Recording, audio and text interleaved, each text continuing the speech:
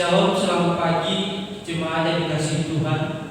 Pada pagi hari ini kita mengucap syukur kepada Tuhan atas pemeliharaan Tuhan dalam kehidupan kita.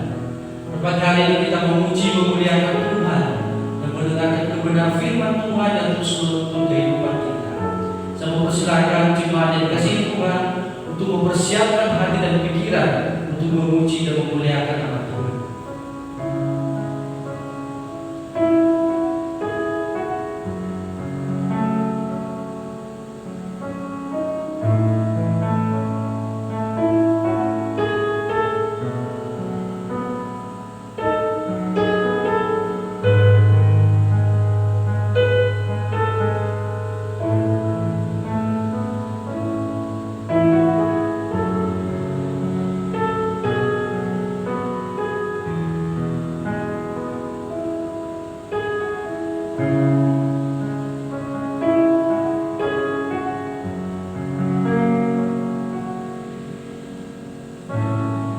Kita akan mulaikan ibadah kita pada pagi hari ini dengan satu pengakuan bahwa pertolongan kita ialah dari nama Tuhan yang menjadikan langit dan bumi, dan yang telah memilih kita sebelum dunia dijadikan, supaya kita kudus dan tidak bercacat di hadapannya.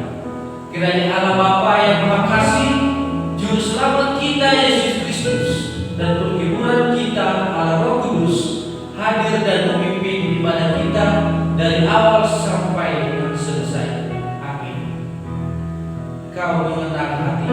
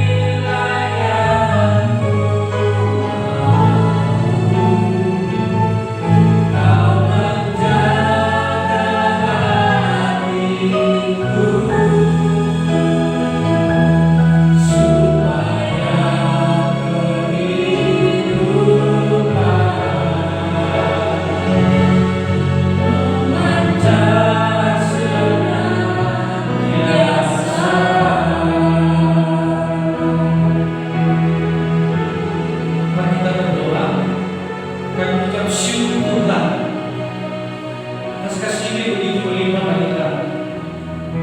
Biarlah seperti pujian kami bahwa hanya dekat Allah kami, hati kami pun tentram. Tuhan, kami bersyukur pada pagi hari ini kami masih bisa memelihara kehidupan kami. Kami bisa melakukan segala aktivitas kami dan segala pekerjaan kami sehari-hari. Itu karena kasih-Mu begitu melimpah bagi kami Tuhan. Kiranya pada hari ini kami bisa merasakan perjumpaan dengan Engkau melalui peribadahan kami pada pagi hari ini. Terpujilah nama Tuhan sekarang dan selalu. Di dalam nama Tuhan Yesus kami sudah berdoa. Amin. Kita akan membaca ayat mas kita pada pagi hari ini yang terambil dari kitab Amsal pasal yang ke-17 ayatnya yang ke-22. Hati yang gembira adalah obat yang manjur, tetapi semangat yang patah mengeringkan tulang. Saya membaca sekali lagi. Hati yang gembira adalah obat yang manjur, tetapi semangat yang patah mengeringkan tulang. Terima sukacita surga.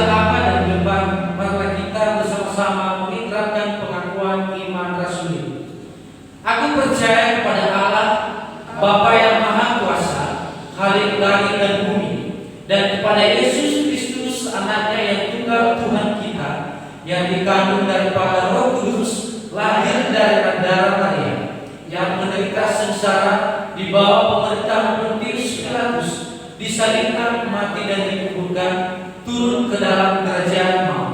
Pada hari yang ketiga, bangkit pula dari antara orang mati, naik ke surga, duduk di sebelah kanan Allah, Bapa yang Maha Kuasa. Dan dari sana Ia akan datang untuk menghakimi orang yang hidup dan yang mati. Aku percaya kepada Roh Kudus, gereja yang kudus dan am, persekutuan orang kudus, pengampunan dosa, kebangkitan orang mati, dan hidup yang kekal. Amin. Kita akan mendengarkan kebenaran firman Tuhan. Kita mempersiapkan hati kita. Kita bagaikan seperti rusa yang haus air, begitu juga jiwa kita haus akan kebenaran firman Tuhan. Seperti rusa yang haus rindu aliran sungai.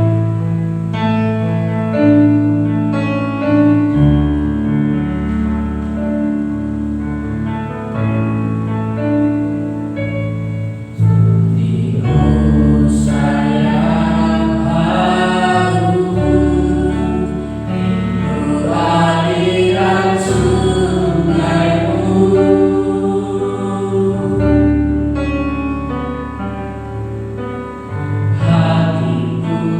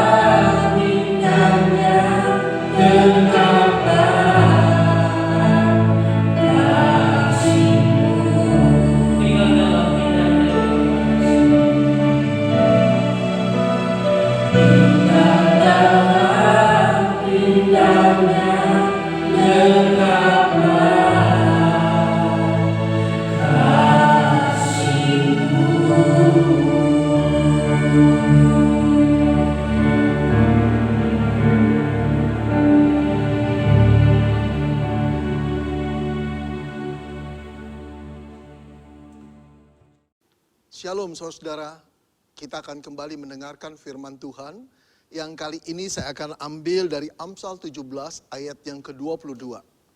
Amsal 17 ayat ke-22. Namun sebelumnya saya ajak saudara untuk berdoa, memohon pimpinan Roh Kudus agar kita boleh mengerti firman-Nya dan tertanam dalam hati kita, berbuah dalam hidup kita karena kita melakukannya. Mari kita berdoa. Bapa di dalam surga, firman-Mu akan kami baca dan kami pahami. Namun kami menyadari kalau Roh-Mu tidak memimpin kami, bagaimana kami mungkin mengerti. Bagaimana kami mungkin mengerti dan juga melakukannya dalam kehidupan ini. Itu satu persoalan yang betul-betul kami membutuhkan pertolongan-Mu. Karena itu Allah Roh Kudus, pimpinlah kami semua untuk memahami firman-Mu dan melakukannya. Terima kasih Bapak untuk hamba-Mu yang dipercaya firman-Mu. Di dalam kemurahan Tuhan, pakailah dia menjadi alat kemuliaan-Mu. Sehingga baik perkataan maupun pemberitaannya tidak disampaikan oleh hikmat manusia. Tapi sungguh-sungguh dengan kekuatan dan keyakinan Roh Allah yang bekerja. Bapak berfirmanlah karena kami telah siap untuk mendengar. Dalam nama Tuhan Yesus kami berdoa. Amin. Saudara, Amsal 17 ayat ke-22 berkata demikian. Hati yang gembira adalah obat yang manjur, tetapi semangat yang patah mengeringkan tulang. Saudara yang dikasihi Tuhan, pernahkah saudara berada dalam posisi seperti ini? Saudara sedang antri untuk bayar belanjaan saudara, entah itu di sebuah supermarket atau di sebuah toko. Lalu pas di depan saudara ada seseorang yang juga sedang mengantri. Dia batuk-batuk. Sedari tadi dia batuk-batuk dan menggelisahkan saudara. Yang lebih menggelisahkan lagi dia tidak pakai masker saudara. Apa yang terpikir saat itu kalau saudara berada dalam posisi seperti itu? Saya duga saudara-saudara, engkau akan berpikir, aduh kenapa sih orang ini batuk-batuk terus dan tidak pakai masker? Atau kenapa ya dia tidak keluar dulu, menggelisahkan hati saya? Nah, saudara yang dikasih Tuhan, itu satu respon pikiran yang wajar saya kira. Saya pun bisa seperti itu. Mari kita lanjutkan lagi penggambaran ini saudara. Setelah dia selesai, saudara mulai terasa tenggorokan saudara sendiri ikut gatal. Perasaan saudara jadi tidak enak. Jangan-jangan tertular COVID dari dia. Selesai saudara belanja, lalu pulang ke rumah, saudara cepat-cepat mandi, ganti baju. Tetapi apa yang terjadi dengan tenggorokan saudara? Saya duga saudara, engkau masih merasa gatal. Kemudian semalam-malaman kau tidak bisa tidur, badan meriang, mulai penuh ketakutan dan kecemasan. Padahal saudara setelah beberapa minggu kemudian, didapati bahwa engkau dan saya itu sehat-sehat saja. Tidak ada apa-apa saudara. Tapi kenapa? Apa yang menyebabkan pada waktu itu tenggorokan ikut gatal dan kita merasa meriang? Saudara-saudara, jawabnya adalah karena pikiran kita. Yang kita pikirkan, yang kita cemaskan itu menggelisahkan hati kita dan mempengaruhi kesehatan tubuh kita. Di dalam dunia psikologi ini disebut psikosomatis. Apa artinya psikosomatis? Saudara, psikosomatis terdiri dari dua kata Yunani, psike dan soma. Psike artinya saudara jiwa atau pikiran. Sedangkan soma tubuh, badan, jasmani. Saudara, para ahli psikologi atau psikiatri menyelidiki bahwa ada kaitan yang erat antara kesehatan tubuh kita dengan apa yang kita pikirkan. Bila jiwa kita cemas, takut, gelisah, itu akan mempengaruhi kesehatan tubuh kita. Kalau jiwa kita tenang, jernih, positif berpikirnya, maka tubuh kita juga akan terpengaruh. Dia akan sehat-sehat saja, saudara. Jadi para ahli menemukan ada kaitan yang erat antara kesehatan tubuh kita dengan cara berpikir kita. Saudara yang dikasihi Tuhan, akhir-akhir ini banyak sekali orang, barangkali termasuk saudara, juga termasuk saya, yang secara sadar penuh menjaga kesehatan tubuhnya. Berolahraga pagi, berjemur sinar matahari, kemudian menjaga jarak, memakai masker, kalau setelah keluar rumah ganti baju, kemudian kita mandi. Kita juga makan makanan yang sehat dengan menu yang bergizi, minum minuman suplemen, vitamin. Saudara, semua itu diusahakan untuk membuat tubuh kita sehat. Agar kita tidak terpapar oleh virus corona. Bagus saudara, bagus. Saya juga melakukan hal itu. Tetapi saya ingin katakan saudara, semua itu tidak akan punya manfaat apa-apa bila satu hal ini kita lupakan. Apa itu? Menjaga kesehatan pikiran kita, saudara. Ini penting sekali karena mempengaruhi tubuh kita. Menjaga pikiran kita, menjaga jiwa kita, menjaga hati kita. Kalau ini tidak terjaga, kesehatan seperti apapun yang kita lakukan atau aktivitas-aktivitas jasmani apapun yang kita lakukan, nampaknya tidak akan menolong banyak. Saudara yang dikasihi Tuhan, puluhan tahun belakangan ini atau beberapa dekade belakangan ini, para psikiatri mengetahui tentang psikosomatis. Tapi yang luar biasa saudara-saudara, Salomo telah mengatakan hal itu di dalam Amsal 22 ayat 17. Di situ dia berkata, hati yang gembira adalah obat yang manjur. Tetapi semangat yang patah mengeringkan tulang. Dia melihat ada kaitan yang erat antara cara pikir seseorang, suasana hati seseorang, jiwa seseorang dengan kesehatan tubuhnya. Hati yang gembira adalah obat yang manjur. Tetapi semangat yang patah mengeringkan tulang. Saudara yang dikasihi Tuhan, apa maksudnya? Yang dikatakan Salomo dalam Amsal 17 ayat 22 ini. Saudara, kita percaya Salomo mendapat hikmat dari Tuhan yang harus dia bagikan kepada umat Israel, umat gereja, saudara dan saya saat ini. Inti beritanya adalah berhikmatlah untuk menjaga kesehatan kita. Tetapi bukan cuma sekedar menjaga fisik kita, jasmani kita. Tetapi melupakan apa yang kita pikirkan. Bagaimana suasana hati kita. Jadi dia mau mengatakan kalau kita ingin hidup sehat. Pelihara juga pikiran kita, jiwa kita, hati kita. Saudara, mari kita dalami firman ini.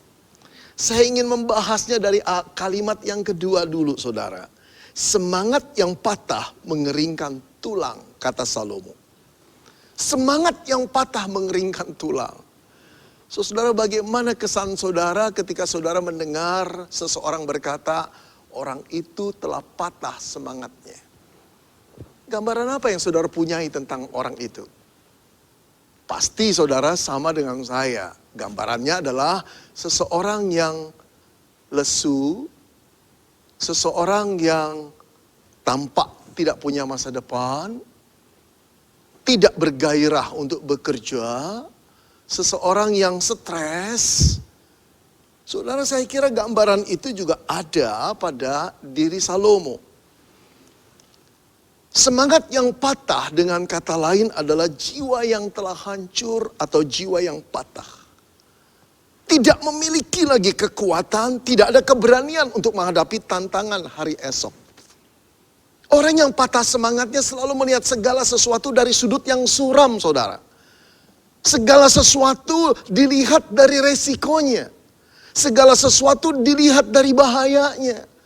Sehingga dia tidak berani untuk melangkah. Tidak ada kepercayaan diri. Terlebih lagi kepercayaan bahwa Tuhan menjaga hidupnya. Saudara, orang yang semangatnya patah, hidupnya cuma selalu mengeluh. Seolah-olah dia yang paling malang barangkali saudara. Saudara, Salomo memahami ini. Bila seseorang yang jiwanya telah patah, tidak mungkin lagi dia bisa bangun seperti sedia kala. Kecuali dia membuat hatinya gembira lebih dahulu. Saudara yang dikasihi Tuhan, dikatakan semangat yang patah itu mengeringkan tulang. Orang yang tulangnya berlemak itu penggambaran kiasan orang yang sehat. Tapi orang yang kering tulangnya itu berpenyakitan. Karena semangatnya hilang, tubuhnya rusak saudara. Kesehatannya menurun. Nah saudara, inilah yang harus kita hindari. Jangan sampai di dalam keadaan seperti ini. Beberapa bulan kita tertekan bukan dalam keadaan-keadaan perekonomian, sosial seperti ini. Kita bingung, kita malas, kita letih, kita lesu, kita jenuh. Semua orang ngalami saudara. Tapi bagaimana mungkin kita menolak keadaan seperti ini? Tidak mungkin bukan? Kita harus belajar menerimanya. Tapi bukan menerima dengan semangat yang patah. Tidak. Kita harus keluar dari perasaan semangat yang hancur itu. Tetap bersemangat. Saudara, mari kita perhatikan kembali. Saya ingin menganalisis kenapa sih seseorang bisa semangatnya patah di dalam hidup yang penuh tantangan seperti belakangan ini. Saya analisis saudara. Yang pertama karena orang itu saudara terlalu fokus pada kesulitan. Sedari dari bangun pagi sampai tidur malam yang dipikirkan cuma masalahnya sendiri. Terpaku pada masalah. Merasa kuat tekanan masalah. Kalau kita terus-menerus terpaku pada masalah, akhirnya pikiran kita juga tidak bisa lari dari masalah itu. Jiwa kita mengalami kegelisahan. Tidak mengalami damai sejahtera lagi. Akhirnya tubuh kita juga terpengaruh dan ikut sakit-sakitan. Yang kedua saudara, bagaimana mungkin orang bisa patah semangat? Karena dia membiarkan dirinya larut dalam masalah. Saudara, masalah hidup itu realitas bukan? Tapi bagaimana sikap kita menghadapi masalah itu pilihan. Tidak ada orang yang gak punya masalah saudara. Apalagi di dalam keadaan COVID-19 semua sama. Tidak bisa bergerak, tidak bisa bekerja dengan bebas seperti dulu. Tidak punya income yang besar seperti dahulu. Tidak, semua ada masalah. Juga masalah relasi dengan manusia. Juga malah relasi di dalam keluarga, ada masalah. Tapi jangan biarkan diri kita larut dengan masalah. Jangan saudara. Kita harus keluar dari masalah itu. Kalau tidak, masalah itu mematahkan semangat kita. Kalau semangat kita sudah patah, saudara, akhirnya bukan merugikan kesehatan kita saja. Juga kita akan memberi dampak negatif pada orang-orang yang terdekat dengan kita. Pada lingkungan kita. Enggak, kita tidak mau tenggelam di dalam masalah. Kita harus keluar agar kita sehat dan memberi kontribusi yang positif pada lingkungan kita yang juga sedang menghadapi masalah. Saudara, yang ketiga, kenapa sih Saudara, masalah-masalah itu bisa membuat kita patah semangat. Karena kita terlalu mengasihi diri sendiri. Orang yang terlalu mengasihi diri sendiri seolah-olah masalahnya yang paling berat.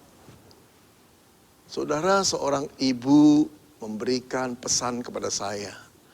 Dia berkata, penghasilanku hancur Pak Beni. Sudah berbulan-bulan tidak ada order.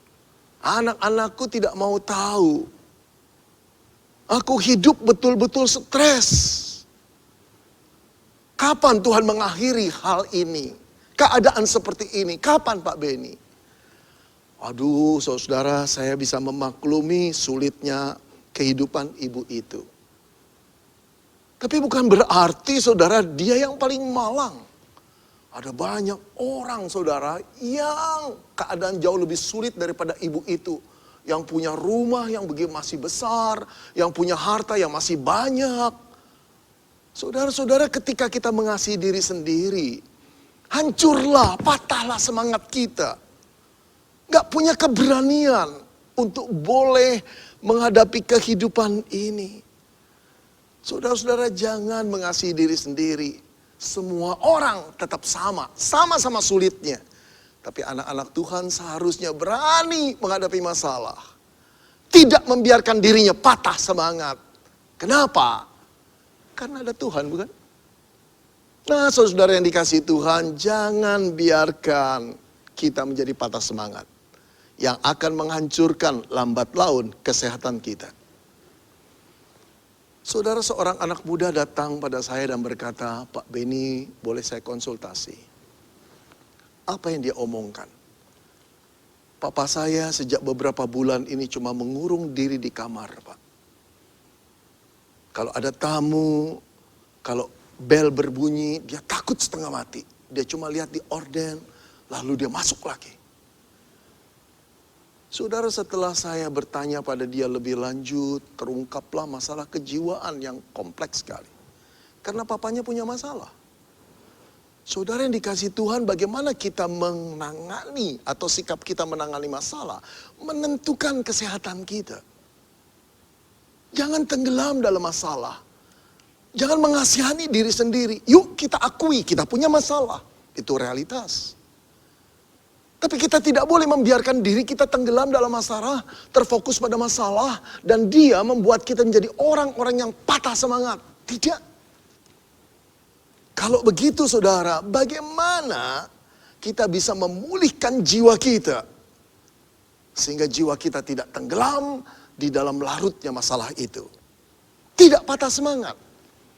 Saudara, kita kembali ke kalimat pertama di Amsal Salomo.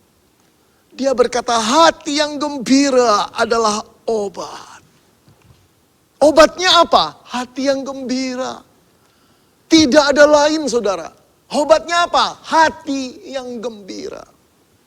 Tapi apa maksudnya hati yang gembira?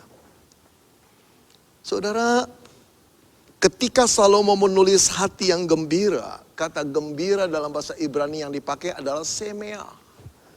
Semea punya arti gembira. Tapi bukan cuma satu-satunya gembira. Gembira, senang, menikmati, bahagia. Nah, sekarang saudara bisa merasakan keadaan hati seperti apa yang Salomo ingin gambarkan. Satu keadaan hati di mana orangnya itu gembira, cheerful. Orang itu senang, orang itu menikmati, enjoy, orang itu juga bahagia. Happy. Inilah yang Salomo maksudkan. Bila keadaan hati, jiwa kita, pikiran kita seperti itu, maka yakinlah tubuh ini pun akan terpengaruh. Jauh dari penyakit, jauh daripada ketakutan-ketakutan yang lain yang membuat tubuh itu jadi tegang, debaran jantung bekerja dengan lebih cepat, aliran darah juga terpengaruh, akhirnya kita sesak napas. Saudara-saudara, Salomo menulisnya dengan tensis kausatif.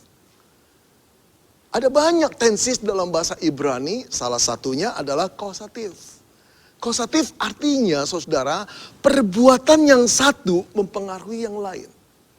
Dengan kata lain dia berkata, kalau hatimu gembira, ini hati akan mempengaruhi yang lain. Apa itu? Kesehatan tubuh.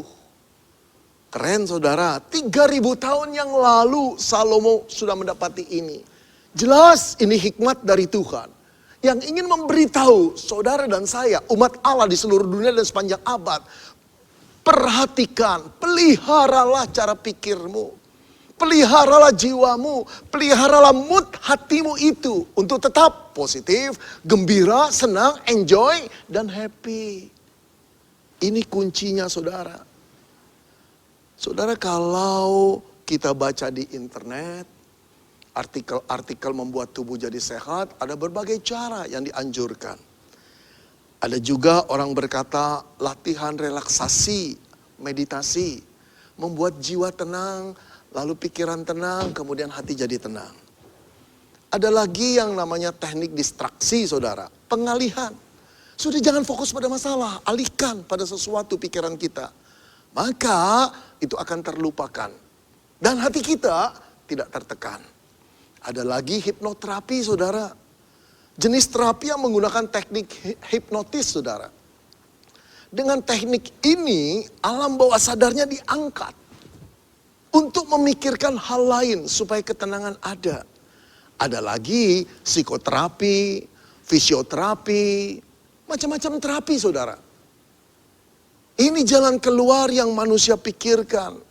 Ada baiknya. Nah, satu lagi yang saya mau cerita. Terapi tertawa, saudara. Barangkali ada beberapa di antara kita yang belum tahu. Terapi tertawa itu apa sih, Pak?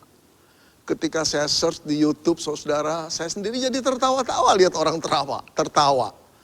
Prinsipnya adalah tertawa itu baik, tertawa itu sehat. Di tengah-tengah masalah, manusia banyak melupakan soal tertawa. Ketika kita tertawa, kebaikan pertama mengurangi stres, saudara. Yang kedua, meningkatkan sirkulasi darah. Yang ketiga, meningkatkan kekebalan tubuh. Yang keempat, menyebabkan paru-paru bekerja lebih optimal. Yang keenam, meningkatkan memori. Sehingga badan jadi sehat. Maka itu tertawalah terus, saudara. Saya putarkan videonya ya, kita lihat. Oke. Aktivitas yang memanah Bapak Ibu.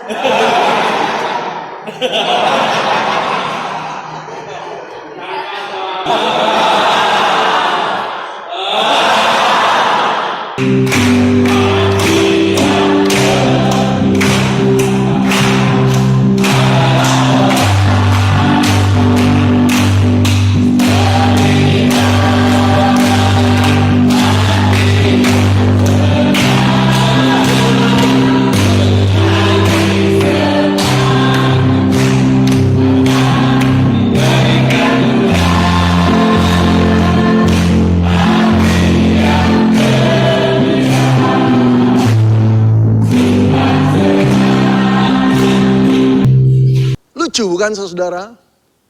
Boleh saudara lakukan, saya anjurkan. Nah saudara-saudara, tanpa mengurangi rasa penghargaan saya pada jalan keluar yang dibuat oleh para ahli. Pertanyaan yang mendasar adalah, apakah semua aktivitas jasmani itu bisa betul-betul membuat hati kita gembira secara langgeng? Karena hati, karena jiwa, karena pikiran itu ada di dalam. Bersifat penghiburan sementara, oke, saya percaya. Tapi apakah betul jiwa itu bisa dibuat tenang? Pikiran kita bisa dibuat teduh hanya dengan aktivitas-aktivitas seperti itu? Pasti ada kaitannya. Tapi pertanyaan saya, apakah bersifat langgeng? Saudara-saudara yang dikasihi Tuhan, kalau kita ingin meneduhkan jiwa kita, membuat gembira hati kita, anjuran siapa yang harus kita perhatikan? Sang pencipta kita. Sang pencipta kita yang telah berfirman kepada Salomo. yang telah berfirman kepada orang-orang Yahudi, umat Israel, yang telah berfirman kepada engkau dan saya, dan firman itu tertulis dalam Alkitab. Saudara-saudara, saya ingin membacakan apa yang Tuhan Yesus katakan kepada para muridnya. Dia berkata, ada tertulis, manusia hidup bukan dari roti saja, tetapi dari setiap firman yang keluar dari mulut Allah. Saudara, Yesus adalah Tuhan yang menjadi manusia. Dia pencipta manusia. Dia tahu manusia karena dia yang buat. Dia yang ciptakan. Dialah yang berkata manusia hidup bukan dari roti saja. Bukan cuma soal jasmani. Tapi dari setiap firman yang keluar dari mulut Allah pencipta mereka. Penciptamu dan penciptaku. Saudara-saudara, dalam diri manusia, jasmani dan rohani itu kait menjadi satu. Tapi bukan berarti tidak bisa dibedakan. Bisa, saudara-saudara. Yang bersifat jasmani tetap jasmani. Makanannya adalah roti, nasi, vitamin, suplemen. Ini bersifat materi semua. Tapi bukan cuma itu, bukan? Ada yang bersifat rohani. Yang rohani tetap rohani, saudara. Bersifat spiritual. Tidak bisa dimakankan dengan nasi, dengan roti, dengan material apapun, saudara. Tidak, makanannya apa? Firman Tuhan. Menurut perkataan Yesus. Yang membuat pikiran kita itu tenang, gembira, damai, firman Tuhan. Bukan hal yang lain. Nah, saudara, percuma sekali kalau kita melatih diri kita untuk tetap sehat, menjaga diri kita untuk tetap sehat, tetapi kita melupakan firman Tuhan. Oh, bersyukurlah orang yang bergaul akrab dengan firman Tuhan. Di sanalah dia mendapat kekuatan, mendapat ketenangan. Sekarang mari kita bertanya, mengapa sih firman Allah dapat membuat jiwa kita gembira? Kenapa? Kenapa larinya harus firman Tuhan? Saudara-saudara, karena firman itu sendiri adalah sumber kegembiraan, sumber kebahagiaan. Inilah yang sering kali saudara-saudara dan saya abaikan. Orang Kristen abaikan. Mencari kegembiraan, kepuasan batin, kebahagiaan di tempat-tempat lain. Berburu karier, berburu studi, berburu uang, berburu pencapaian untuk dihormati orang. Dan merasa itulah puncak kegembiraan, puncak kebahagiaan. Beberapa di antara kita telah mencapai itu dengan baik, bukan? Tapi boleh saya bertanya, dalam keadaan COVID seperti ini, apakah itu menjadi sumber kebahagiaan? Ada banyak orang-orang kaya yang penuh dengan ketakutan. Ada banyak orang pintar yang hatinya gelisah sekarang ini. Karena hidupnya sangat beresiko. Dia tidak tahu besok akan masih ada atau setelah meninggal dunia. Tertular COVID atau dia tetap sehat. Tidak ada. Tidak ada kebahagiaan di dalamnya. Jadi apa yang membuat kita berani, teguh, gembira? Firman Tuhan. Kenapa? Karena firman itu sendiri sumber dari kegembiraan dan kebahagiaan. Pemazmur 1 ayat kedua berkata, berbahagialah orang yang kesukaannya Taurat Tuhan. Yang merenungkan Taurat itu siang dan malam. Berbahagialah orang yang kesukaannya ialah Taurat Tuhan. Saudara, umat Allah pada zaman PL, ketika mengatakan Taurat Tuhan, yang pertama mengacu pada 10 hukum Tuhan. Yang kedua bisa jadi keseluruhan kita PL. Ketika orang mendengarkan, memperhatikan, mengikuti hidupnya menurut langkah-langkah Taurat itu, Pemazmur mengatakan berbahagialah kamu. Karena hidupnya diatur oleh Tuhan dan taat pada perintah Tuhan. Oh, dekat dengan Tuhan. Apalagi merenungkannya siang dan malam. Saudara yang dikasihi Tuhan, sekarang firman itu telah menjadi Alkitab. Alkitab yang tertulis. Yang terdiri daripada 66 kitab. Yang isinya ada ribuan kisah di dalamnya. Tapi tahukah saudara, Ribuan kisah yang dilukiskan oleh Alkitab yang terdiri dari 66 kitab itu merupakan satu jalinan cerita besar yang Allah ingin sampaikan kepada engkau dan saya. Dan cerita besar ini mengandung sukacita yang begitu besarnya. Apa itu saudara? Tentang penyelamatan manusia yang jatuh dalam dosa oleh Kristus Yesus yang telah menjadi manusia. Yang akhirnya mati di kayu salib. Jadi Alkitab itu sendiri adalah berita sukacita yang besar. Itu sebabnya dikatakan kabar baik, saudara. Apa baiknya, saudara? Saudara ingatkah saudara ketika malaikat datang pada para gembala di malam Natal yang pertama, lalu malaikat itu berkata begini, "Jangan takut. Jangan takut. Sebab sesungguhnya aku memberitakan kepadamu kesukaan besar untuk seluruh bangsa. Hari ini telah lahir bagimu juru selamat, yaitu Kristus Tuhan di kota Daud."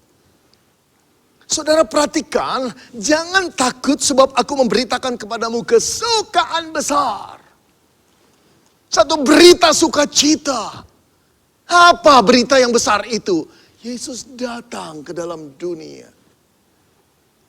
Saudara, itulah berita gembira bagi engkau dan saya, bagi seluruh manusia. Sukacita yang besar itu terletak pada Kristus. Siapa yang mengatakannya? Firman Allah. Bagaimana mungkin Yesus menjadi kesukaan besar? Karena dia datang untuk menyelamatkan engkau dan saya. Dari cengkeraman dosa, dari tanggung jawab kita. Untuk berdiri di hadapan tahta pengadilan Tuhan, mempertanggungjawabkan apa yang telah kita perbuat di hadapan Tuhan setelah kehidupan ini selesai. Saudara, ketakutan yang paling besar dari manusia, juga ketakutanmu dan ketakutanku adalah ketika kematian itu datang. Kita berdiri di hadapan tahta pengadilan Tuhan, dan Tuhan menuntut pertanggungan jawab terhadap setiap dosa yang telah kita lakukan. Siapa yang berani berdiri tegak di hadapan Tuhan dan yakin bahwa kita akan diterima oleh Tuhan?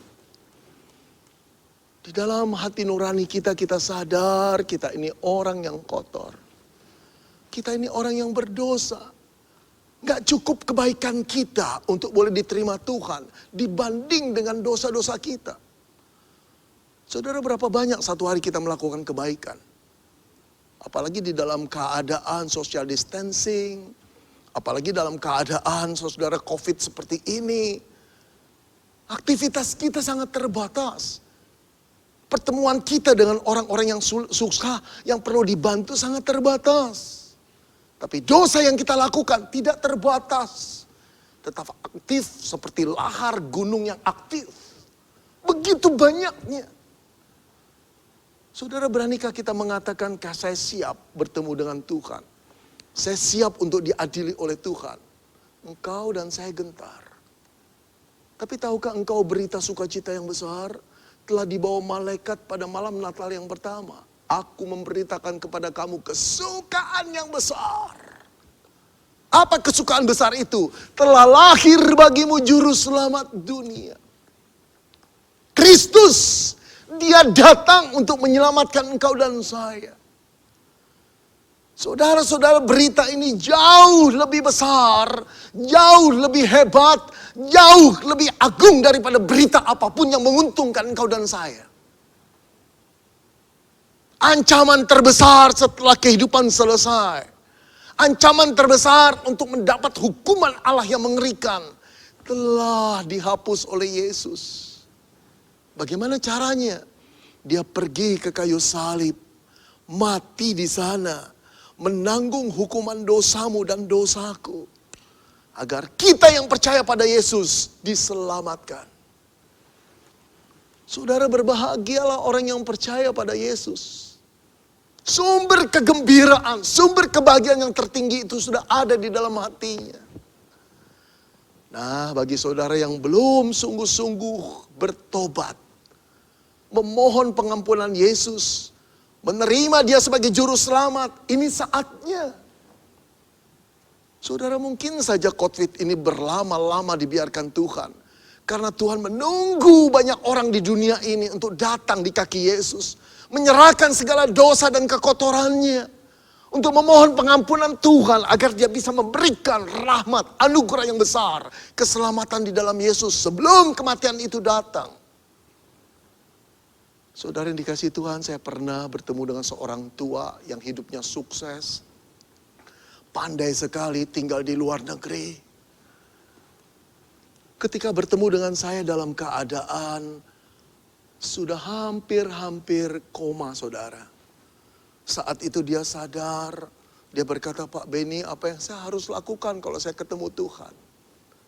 Terlihat wajahnya penuh dengan ketakutan. Saudara tahu, istri dan anaknya tiap minggu ke gereja. Bertahun-tahun menginjili suaminya, tetap tidak mau percaya. Buat dia Tuhan itu cerita orang-orang kuno. Cerita orang-orang primitif yang tidak pakai intelektual yang pas. Yang tinggi, orang bodoh semua.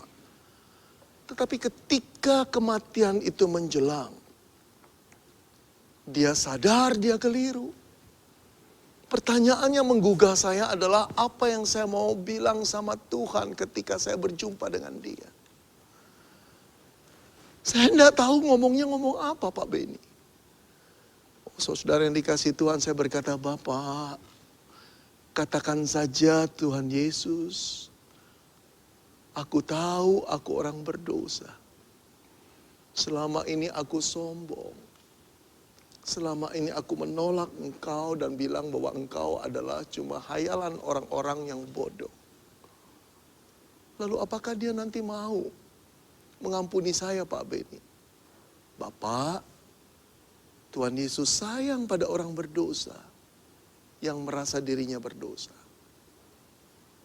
Mohonlah pengampunannya. Apakah benar dia betul-betul mau mengampuni saya Pak Benny? Benar.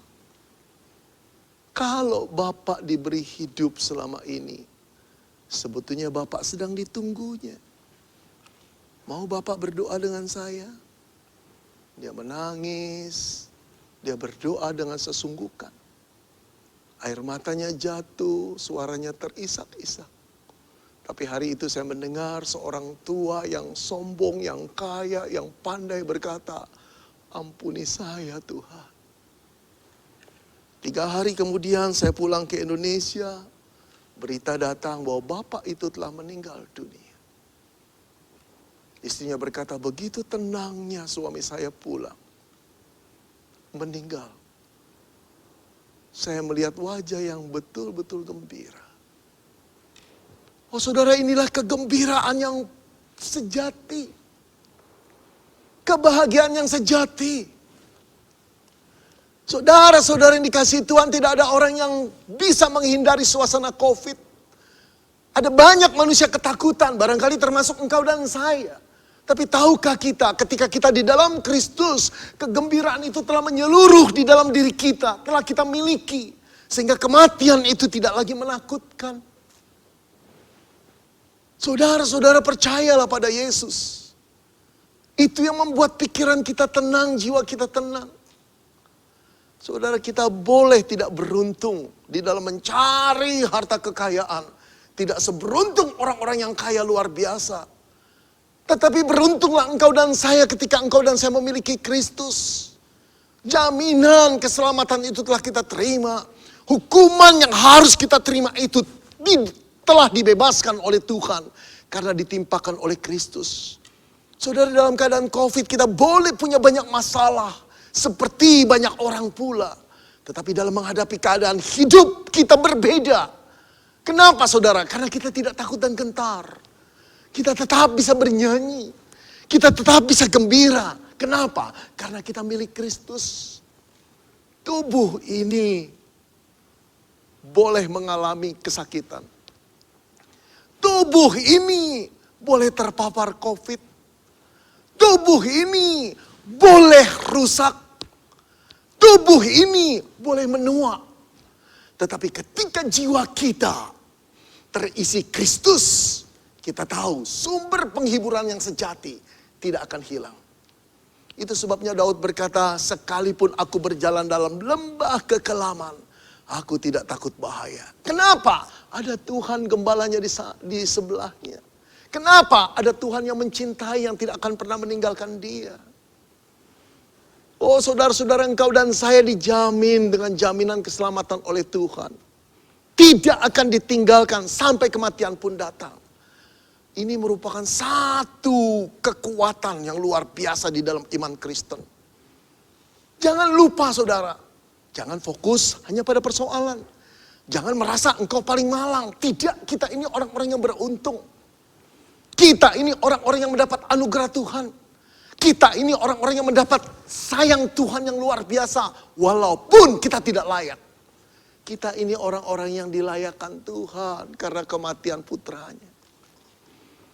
Saudara-saudara, kurangkah kita gembira? Karena itu Paulus berkata, bersukacitalah senantiasa di dalam Tuhan. Sekali lagi kukatakan bersukacitalah. Bersukacitalah di dalam Tuhan and Kristus. Artinya apa? Hanya di dalam Tuhanlah kita bisa bersukacita. Karena Tuhan sudah di dalamku, aku bersukacita. Karena aku di dalam Tuhan, kita bersukacita. Di dalam Tuhan, senantiasa. Artinya selalu. Bukan cuma saat kita sehat. Tidak sehat pun kita bisa bersukacita. Bukan cuma saat penghasilan kita mengalir dengan baik. Saat tersendat pun kita bisa bersukacita. Kenapa? Karena kita ada di dalam Tuhan. Saudara-saudara, Tuhan yang ada di dalam kita itu adalah Tuhan pencipta alam semesta. Juru selamat yang mengasihimu dan mengasihiku. Jangan biarkan engkau menjadi orang yang patah semangat. Malu sama Tuhan. Kenapa malu? Karena dia telah menebusmu dan menebusku. Kita harus menjadi orang yang optimis. Di mana? Di dalam Tuhan. Mari kita bangkitkan hati kita. Kita pompa kembali kegembiraan kita. Bukan pompa secara psikologis, tetapi secara teologis. Kenapa? Karena kita adalah manusia yang telah ditebus oleh darah Kristus. Di dalam Tuhan and Kristus. Di dalam Kristuslah sumber sukacita itu mengalir adanya. Mari kita serahkan seluruh hati kita. Seluruh kecemasan kita. Apa yang menjadi kegelisahan pikiran kita yang membuat kita stres. Sehingga mempengaruhi kesehatan tubuh kita. Kita serahkan kepada Tuhan. Dan kembali kita katakan, engkau pemilikku. Dan aku ini milikmu. Tuhan, aku berserah kepadamu. Aku percaya engkau tidak akan pernah meninggalkanku. Di dalam keadaan apapun. Sekarang bernyanyilah. Sekarang bergembiralah. Ringanlah hati kita karena kita tahu kita ini milik Tuhan yang tak pernah akan ditinggalkan. Mari kita tundukkan kepala kita, saya ajak saudara berdoa. Bapa dalam surga, kami menyadari betapa kami keliru dalam menanggapi persoalan-persoalan yang datang dalam diri kami belakangan ini. Kami terkurung dalam masalah, kami terfokus pada masalah kami. Kami larut pada masalah, kami merasa diri kami yang paling malang. Kami lupa kami ini orang-orang beruntung. Kami lupa kami ini milik Tuhan yang telah dibayar lunas harganya oleh Tuhan sendiri. Ya Tuhan Yesus, terima kasih. Bahkan Engkau Tuhan yang telah menebus kami, memberikan penghibur yang lain. Roh Kudus yang tinggal di dalam diri kami. Itu yang sering kami lupa. Bahwa ketika kami gelisah, ketika kami susah, ketika kami dalam masalah, Roh itu menghibur kami. Mengingatkan kami akan firman-Mu sehingga kami boleh hidup dengan penuh sukacita. Sekarang kami ingin berkata pada diri kami, bersukacitalah hai jiwaku senantiasa di dalam Kristus. Sekali lagi kau katakan pada jiwaku, bersukacitalah. Terima kasih Tuhan untuk firman-Mu. Dalam nama Tuhan Yesus kami mengucap syukur dan berdoa. Amin. Mari jemaat Tuhan, tetap kita bersyafaat bagi bangsa kita, bagi gereja, dan juga bagi umat-umat Allah. Mengajak seluruh jemaat untuk bersehati menaikkan syafaat kita di pagi hari. Kami tetap mengucap syukur kepada Allah kami yang sampai dengan hari ini menguatkan kami, menghiburkan kami, bahkan memimpin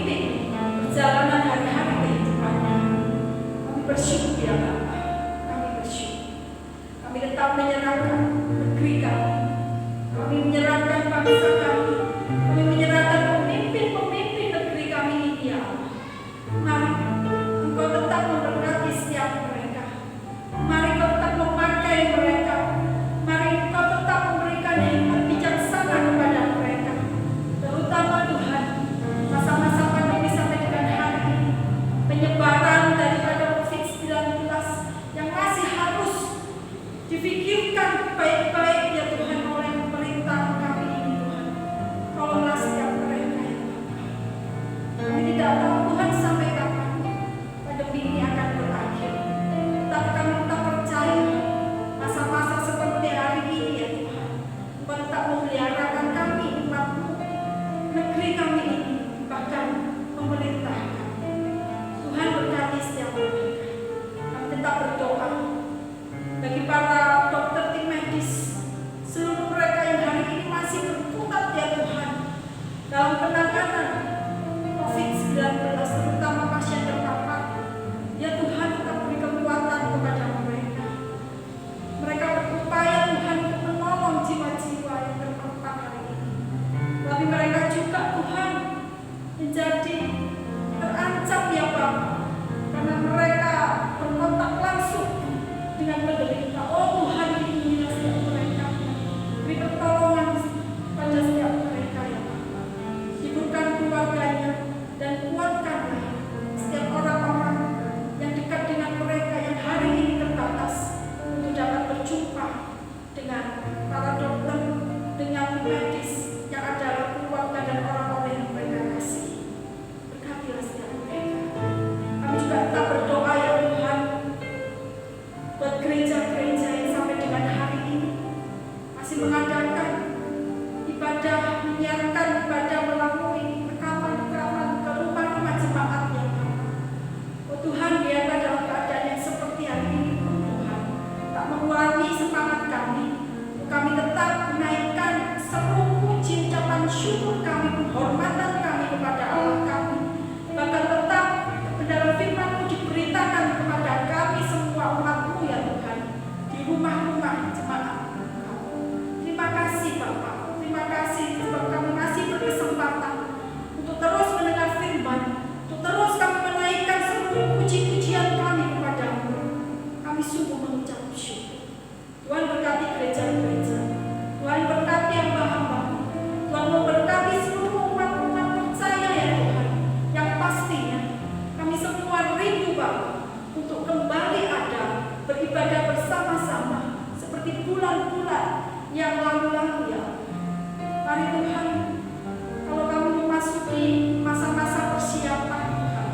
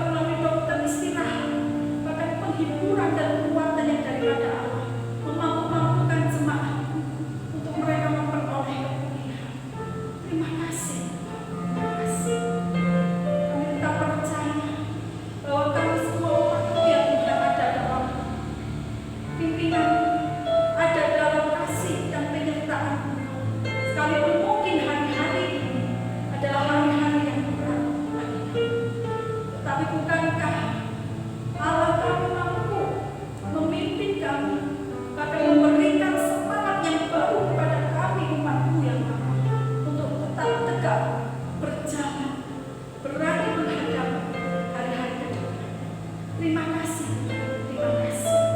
Kami menyerahkan bangsa dan negeri kami, pemimpin bangsa kami, menyerahkan gereja-gereja Tuhan, menyerahkan seluruh jemaat-Mu, gereja dan orang-orang percaya. Pagi hari ini dalam kasih dan pimpinan daripada Allah sendiri. Dan di dalam nama Tuhan Yesus yang sudah mengajarkan kami berdoa. Bapa kami yang di surga, dikuduskanlah nama-Mu, datanglah kerajaan, jadilah kehendak-Mu di bumi seperti di surga. Berikanlah kami pada hari ini makanan kami yang secukupnya, dan ampunilah kami akan kesalahan kami, seperti kami juga mengampuni orang yang bersalah kepada kami. Dan janganlah membawa kami dalam pencobaan, tetapi lepaskanlah kami daripada yang jahat. Karena Engkau-lah yang punya kerajaan dan kuasa dan kemuliaan sampai selama-lamanya. Amin.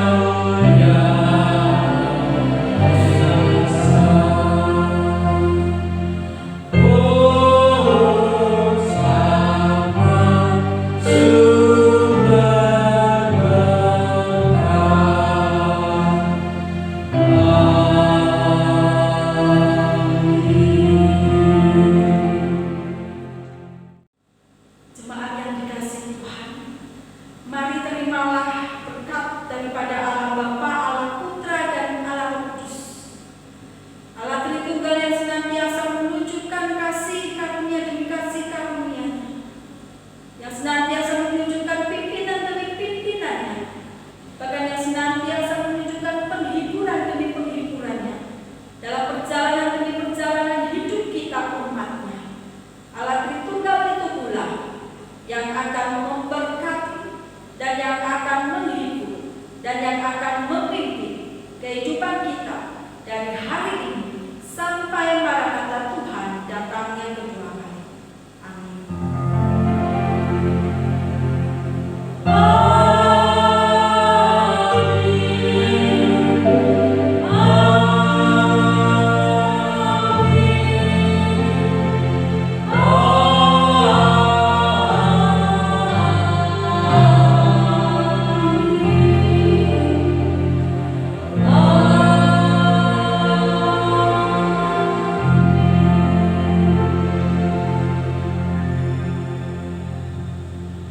Ibadah selesai, selamat berhari Minggu. Tuhan Yesus memberkati seluruh keluarga jemaat yang dikasihi Tuhan. Tetap dukung dalam doa persiapan gereja kita untuk mengadakan dan membuka ibadah new normal dan doa